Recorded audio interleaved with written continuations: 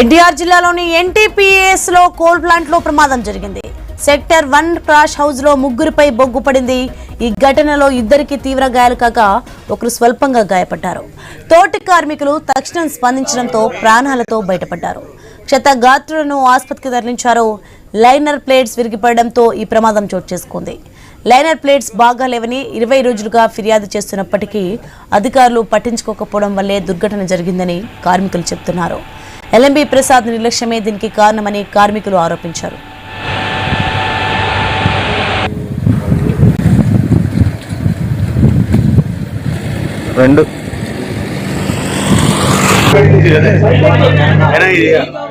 ఎప్పుడో చెప్పాం కదా, ఎప్పుడు ఇది ఇంకా ఉంది.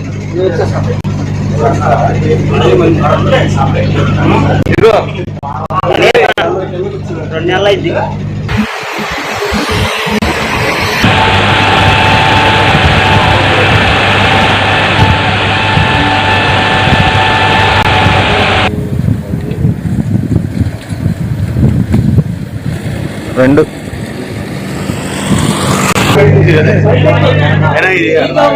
ఎప్పుడో చెప్పాం కదా, ఎప్పుడు ఇది ఇంకా ఉంది.